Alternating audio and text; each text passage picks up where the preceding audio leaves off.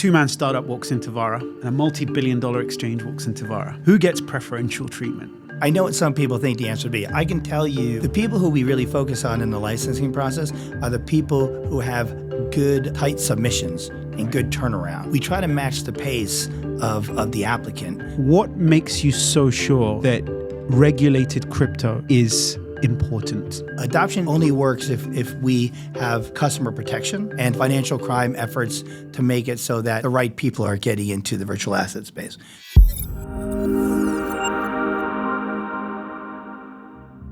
Welcome to The Next, where we have candid conversations with policymakers, innovators, and leaders in fintech and technology. Today, we're going to be talking to Sean McHugh, head of the Virtual Assets Regulatory Authority Market Assurance Team, about getting regulated in virtual assets under their regime. We're going to be covering everything from tokenization to DeFi to whether you need regulators or not, and everything around that whole space. So thank you for joining us, Sean. Thank you. I've been in Dubai about 18 months. I moved to Dubai for VARA. I'm from the New York City area.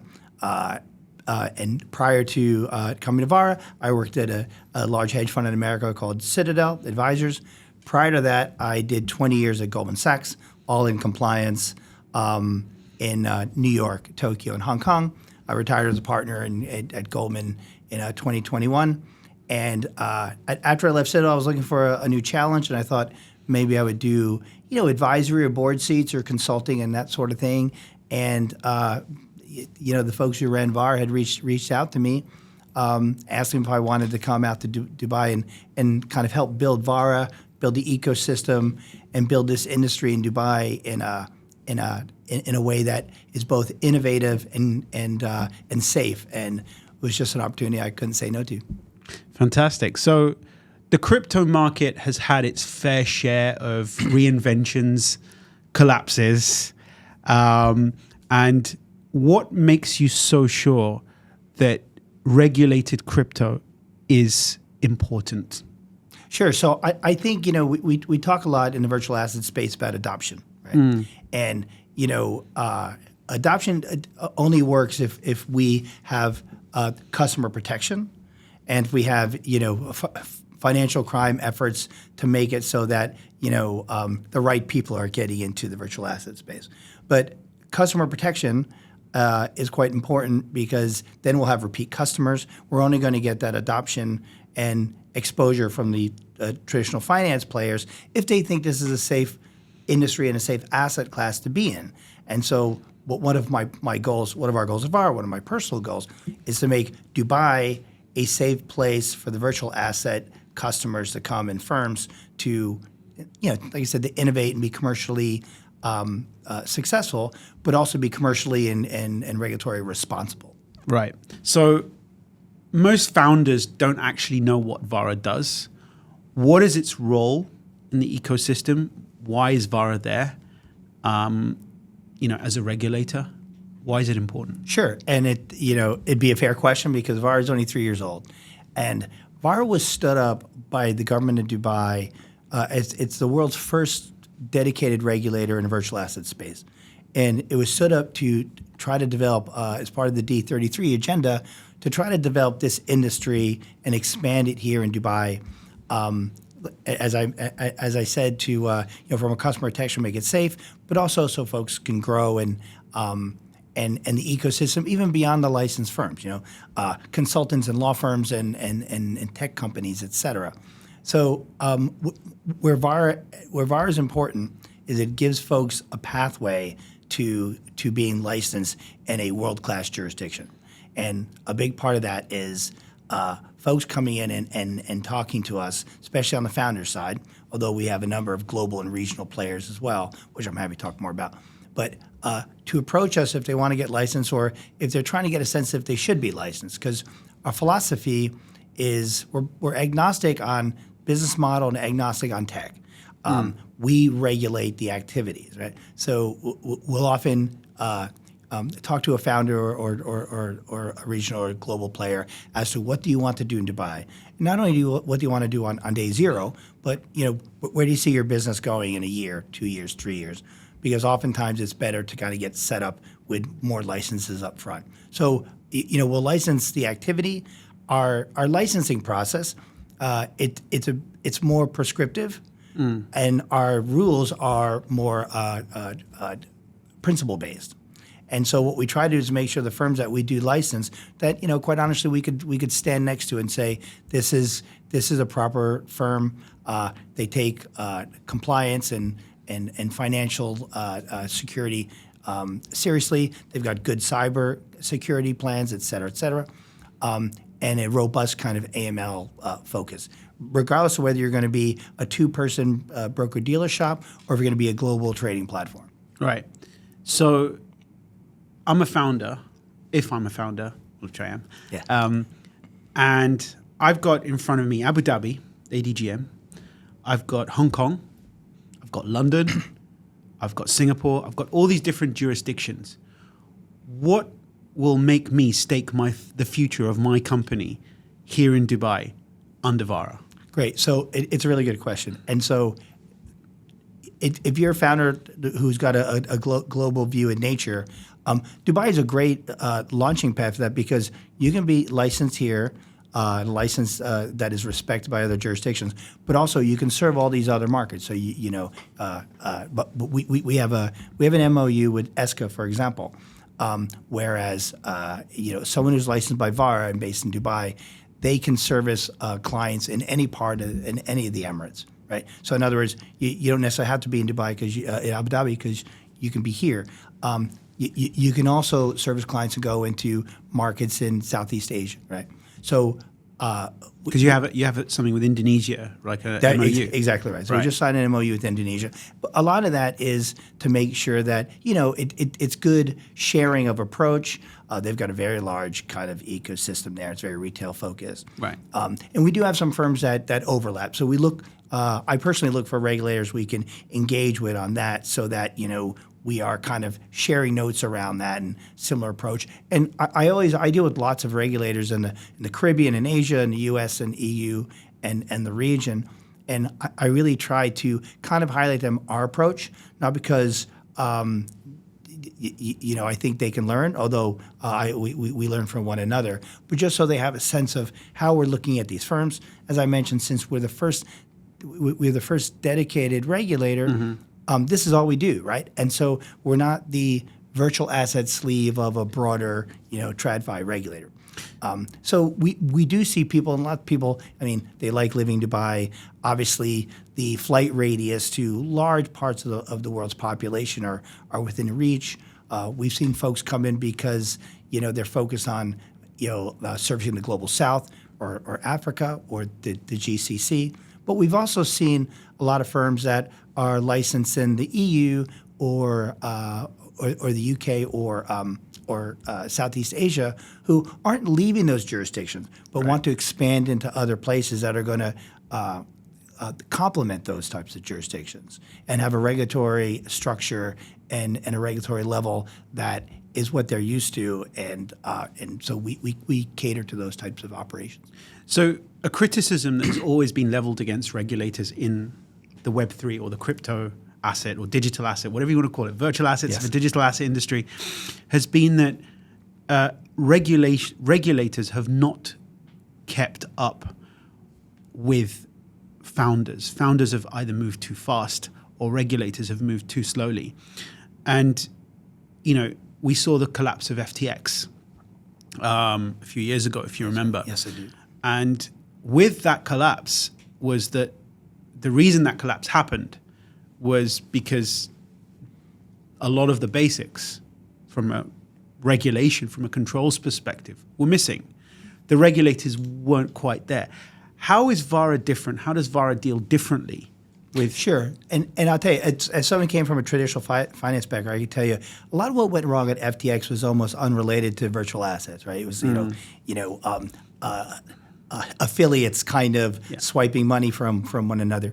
But having said that, to your point, I think that FTX was a bit of probably a wake-up call for a lot of regulators globally, especially because they were seen as one of the best in class as an operator. But I'd say that, as a regulator, and one of the reasons why I got into this because I've dealt with regulators all over the world in my prior roles. So I had a sense of what I thought good looked like, and well, what's a good approach because I've dealt with so many great regulators. But I can say I think what we're trying to do is build guardrails because, quite honestly, like, we want to be a catalyst, but the regulators will always be behind the founders. We almost need to be, right? The regulators out in front. We're not going to, in our space, we're not going to drive the market. Having said that, we do have a lot of what we call regulatory enablement programs at VARA to kind of make sure, as we engage with the firms, that's a very big part of VARA's approach, to engage with the founders, engage with the firms of all shapes and sizes to get a sense of what do you want to do next, what do you do abroad that you would like to do here. Again, with our real 4 due norths of customer protection, financial crime prevention, cybersecurity, and financial soundness. So once we can get a sense of how what a founder wants to do, how it fits into that, we want to work with he or she and their team to kind of get us to a point where, again, we learn and they learn, and that the approach here, we hope, they can then replicate in other places. So another criticism of regulation generally, I mean, this is not of course not at VARA, but just generally globally for crypto, is that there's been a lot of retrofitting. So if you look at the FCA, if you look at MiCA, if you look at how the US works, a market where you're very familiar with, they're trying to basically fit a square peg in a round hole when it comes to regulating activities around crypto assets. And that doesn't always work.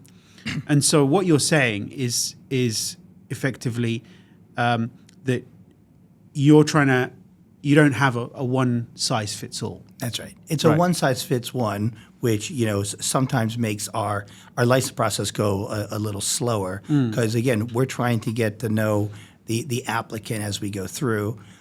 Once they become under supervision, we don't want to set and forget and say this is what we approved.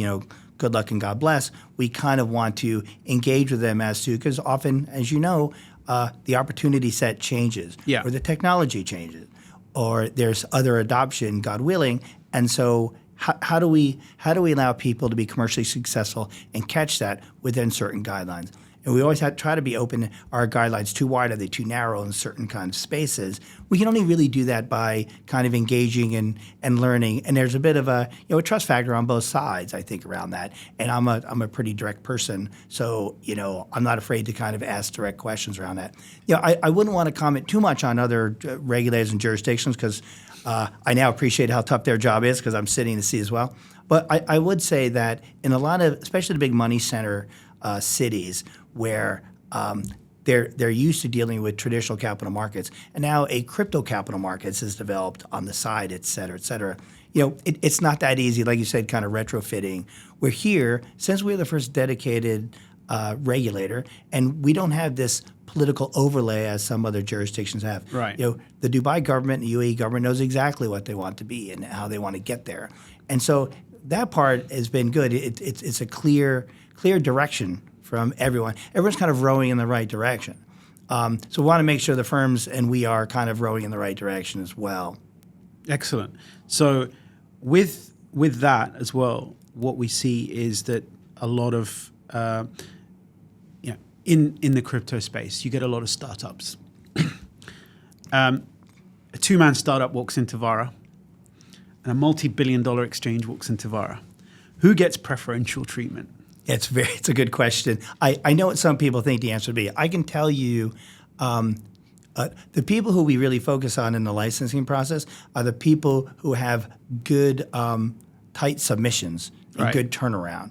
I have no incentive, financial or otherwise, to keep anyone in the process any longer than they need to be. But we try to match the pace of the applicant. Having said that, if a 2-person shop comes in, versus some mega platform, one of them may have a bigger team and may have been licensed in other places before, et cetera, but they also have a much more complicated business, right? And there's certain hires that we need to have happen, and there's certain kind of tests that we require that might be easier to execute from a 2-man shop versus some behemoth. So yeah, I don't play favorites.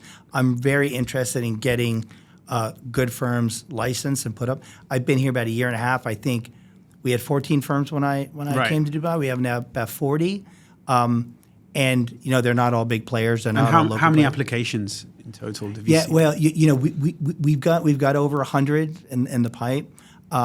I've tried to do a better job, not necessarily my team, but myself, in managing expectations around this. And Right. so we've changed our process a bit. We've made it a little smoother, I think, without cutting a corner. And quite honestly, we've been a little more, and I've been a little more direct. Where I think in the past, out of politeness, people were like, we'll work on it, you'll get there. I've been a little more, hey, you're missing this, you're missing that, and your submissions aren't as tight as other firms your size. You know what I mean? Because I think the founders need to hear that, right? And it's not tough love; it's love, right? And so I think in order to do everybody's kind of on the same page. But we do have some bigger players who they've done licenses in other places, and they're more experienced. More experience. So we try not to bias towards them, but I also don't want to hold them to some standard that I want to hold somebody else. So this is why it's a bit of a one size fits one.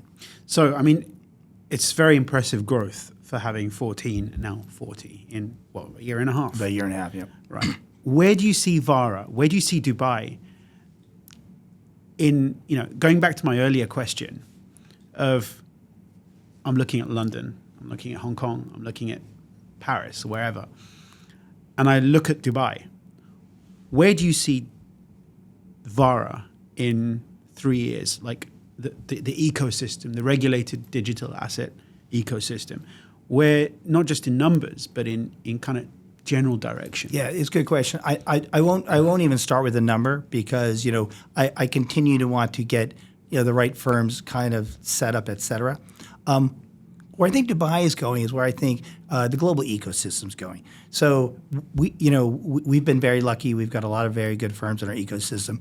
We've got almost all the big trading platforms. That's been a great ecosystem here. There's lots of other things that come with that.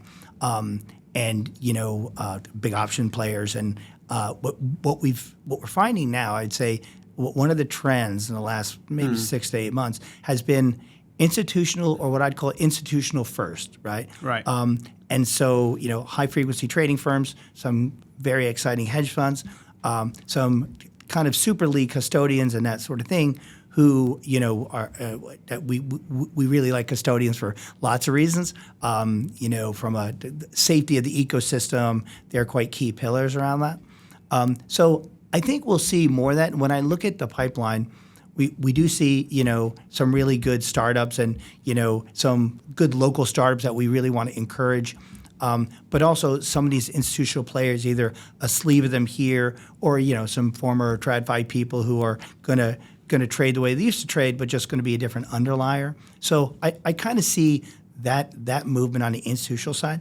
I do see also this kind of melding of what we call TradFi to what we call virtual asset. Right. Maybe in 3 or 4 years, there's a different term for that, and the language in this space changes quite. Do you see a lot? Do you see any traditional like TradFi applicants or TradFi players, like traditional ones, that are slowly coming into the Web3 space, or is it still newer players or kind of crypto native players that are taking more of the timeshare?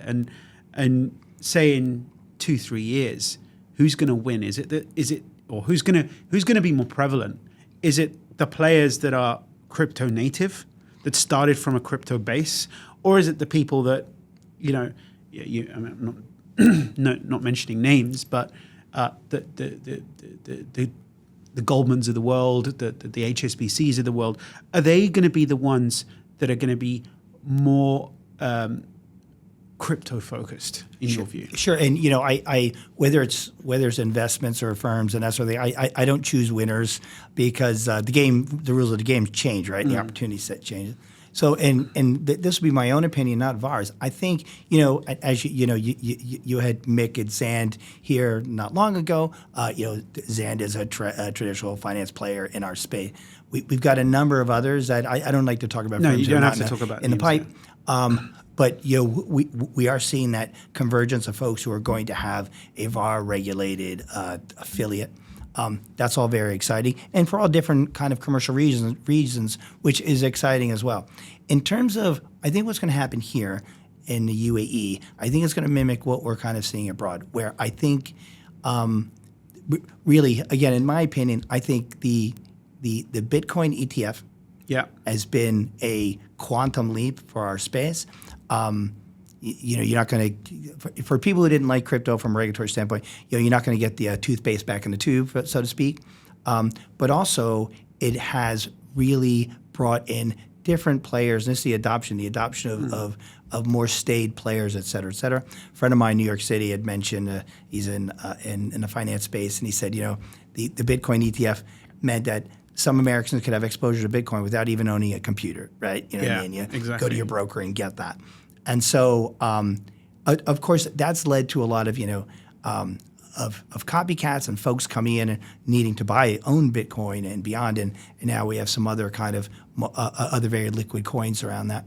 I think the other is the dawn of stablecoin, the stablecoin usage. The Genius Act, right? The Genius Act. And I think what's happening in Washington, D.C., it's going to impact a lot of the world and a lot of our industry. But it also allows, I think, the native crypto players to be able to kind of, from whether it's a asset attraction or being able to have some payment rails or have people not just kind of buy Bitcoin or some altcoin and then want to off ramp, but to be able to say, you know what, I'll stick around and I'll keep my stable coin powder dry in case I want to do something else, or over time.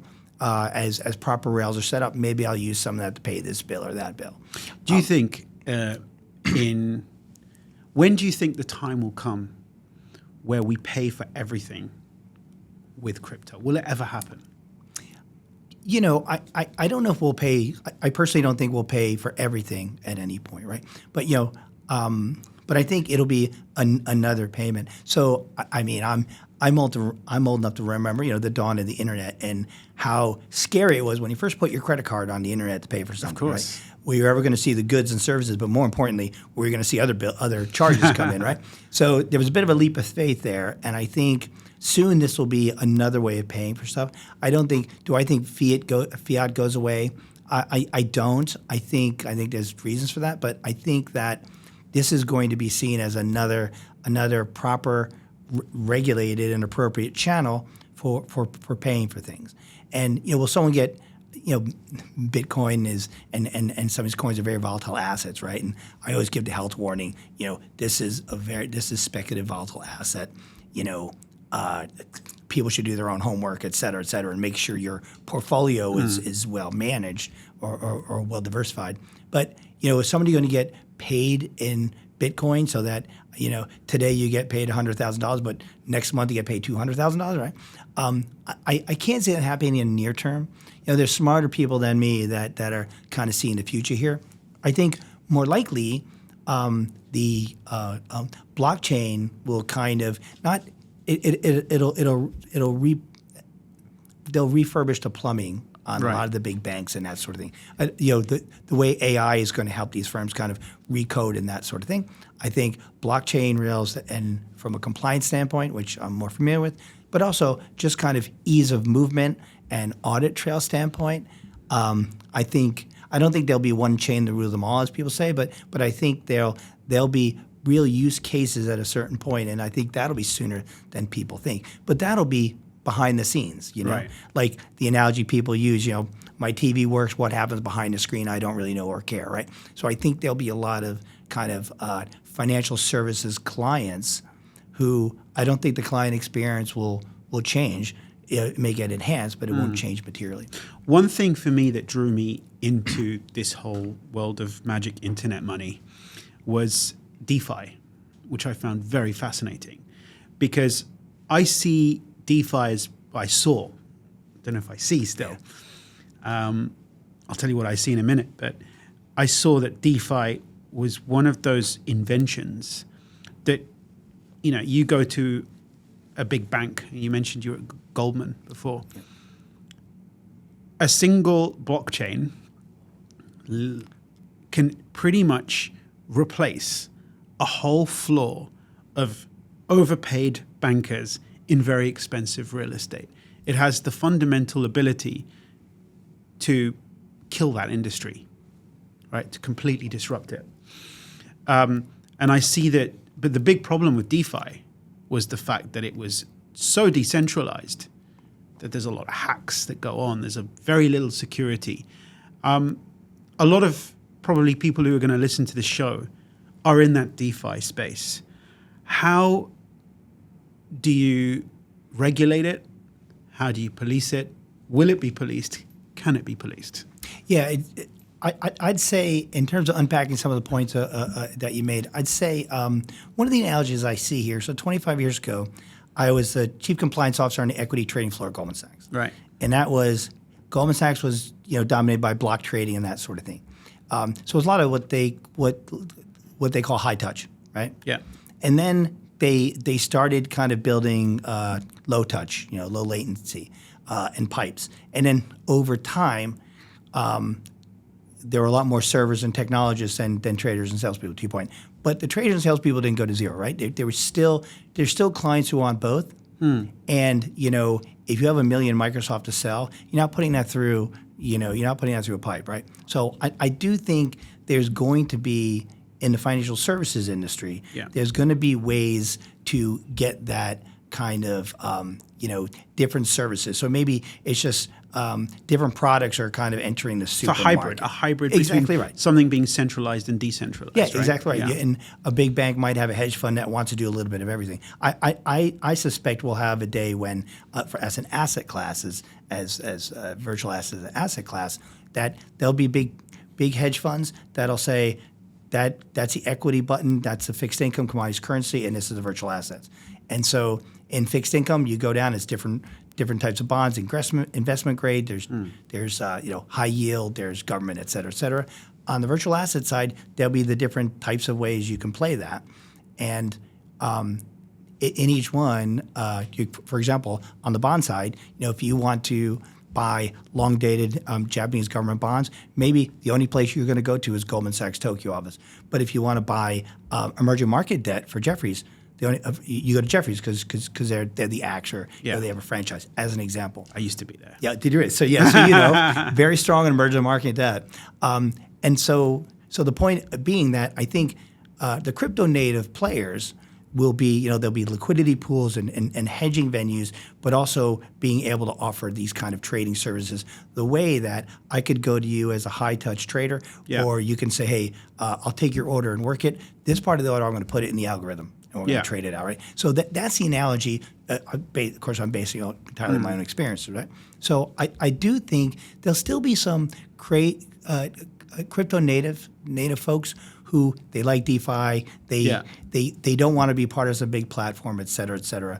And we've engaged with some of those players. For me, I want to make sure that, from a financial crime prevention standpoint, how can we get comfortable on that to make sure that wallets are coming in from different places? What's the review being done around that?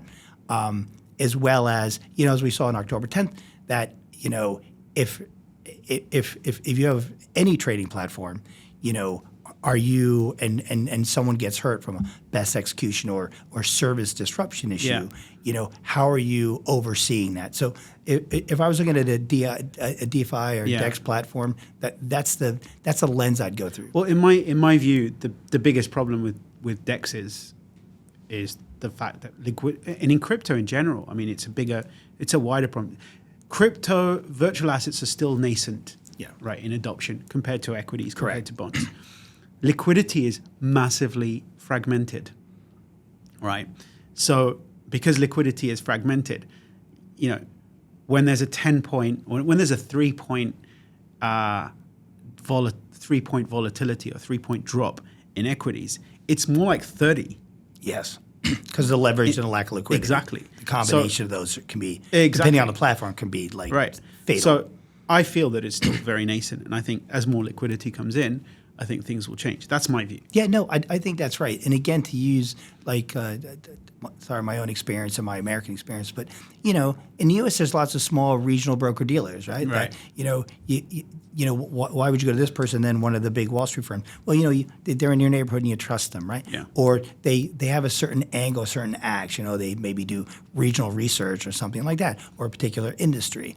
And so, I think there's going to be, as the asset class gets bigger, and I don't mean bigger as the price goes up. And as the asset class gets bigger and more mature, there's going to be room for all these different kind of players.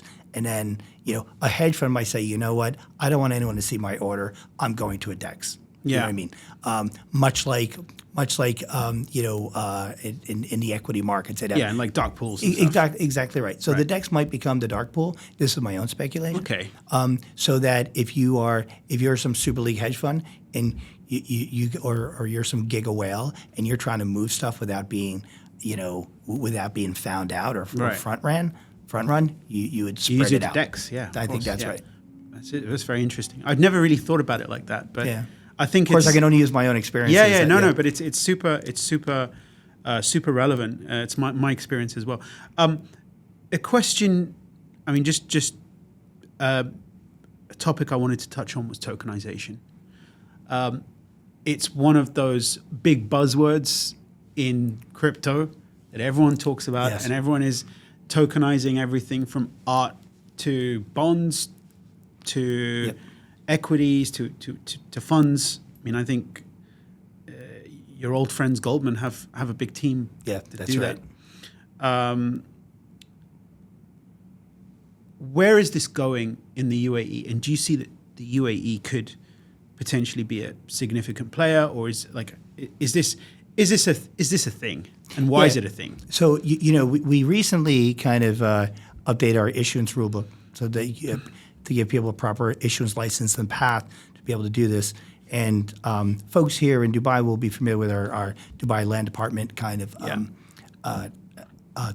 pilot we're running. That's been good for everyone involved. As we learn, we don't want to barrel ahead. So we want to, encourage and enable kind of innovation. But, like I said, with some guardrails, and maybe over time we open up the guardrails, right?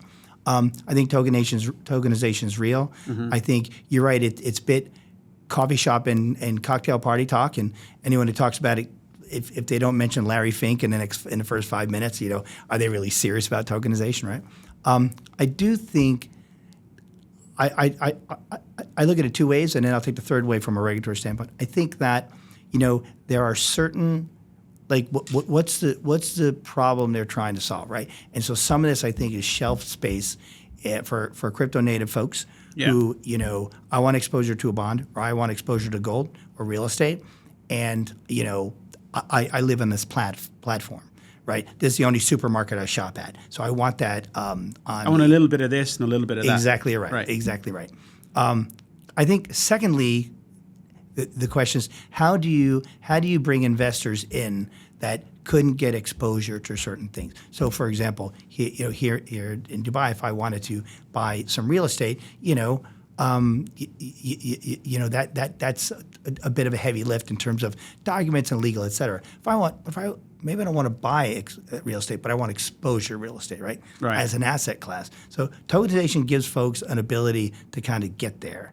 Same thing with gold. There's lots of ways to buy gold and get exposure to gold. This gives one more path. The second thing, and I get lots of people come and talk to these projects.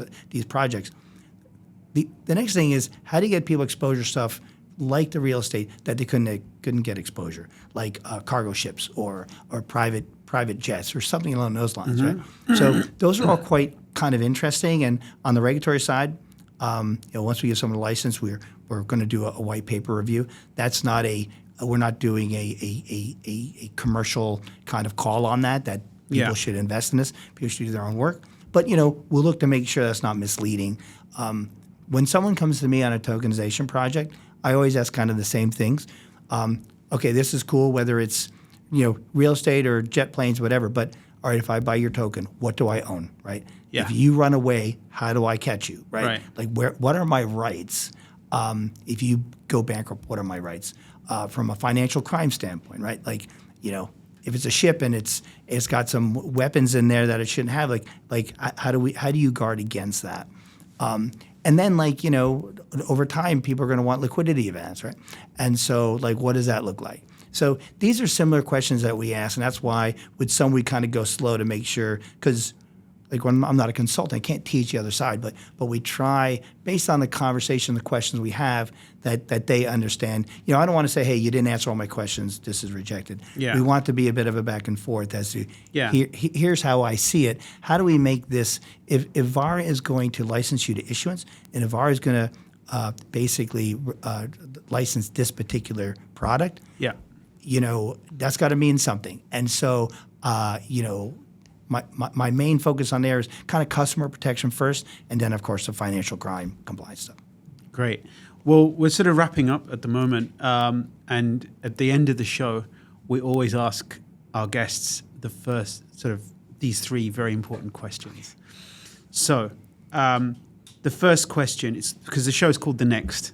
So we like to focus on the next. We're not like visionaries and thinking about, well, we are visionaries, but we don't like to think about, hype. Yeah. We like to think about something that's a bit realistic and grounded in reality, but we're forward looking. So what is the next for VARA? Yeah, so I think the next for us is, first of all, to be a little boring, the UAE is going to be assessed next year for FATF. So the next is that. The next has already started for us, has been every day. So we're very focused on making sure that the UAE passes with flying colors and our space around financial compliance kind of controls. So that's one reason why you probably hear me talk about that so much. I think the next for us, like I said earlier, that I think we'll have some more institutional players, some more local players next year. How do we broaden that out? The next big thing for us as well is to make sure how are we servicing the ecosystem from helping compliance officers be trained and be empowered. I think this is an industry, it's near and dear to my heart because it's my career, but how do we expand that? That also will help us bring in a lot more young Emiratis into the space, right? Right. So that there's maximum kind of participation. So that's what I see as the next for us. What is the next for Sean? That's a very good question. I like living in Dubai. I think so. I think next it will be in Dubai. I when I was in Hong Kong, I was on a panel. Someone asked me, "What's your personal goal at VARA?" And I'd never been asked that question before. Mm-hmm. I said, I want to be able to put my name next to every firm that's on our public register. Say, I know them, I trust them. It doesn't mean we're not going to have issues here and there. But that I kind of feel that they are firms well run, in good stead with the regulator, even though certain moments we may be in each other's good or bad graces. So yeah, I think that's for me. This is to build a team here, something we can be proud of. I was in Asia for 16 and a half years building compliance teams. I'm really proud of the team at Goldman Sachs and Asia Pacific Compliance in particular. Because we didn't have to bring in a bunch of expats. We were able to build that team up, have proper locals who became Goldman people. It wasn't all because of me, but I felt good about my contribution to that. So I would love to feel that way next, whenever next is. Okay, this is the one that's a little bit abstract. What's the next for humanity? Wow, that's a very good question. I think that it's bumpy time for humanity right now, right? It's had a rough go of it, but I think the next is going to be on the healthcare side. Yeah. How do we? My father's a medical doctor in America, and he always used to say, U.S. medicine is quite sophisticated, but he would say that the U.S. medicine has done a great job. Not extending life or quality of life, but almost like extending how long it takes to die, right? And so from a longevity standpoint, I think how do we help people grow older in a way that they enjoy their lives and be kind of healthy and that sort of thing.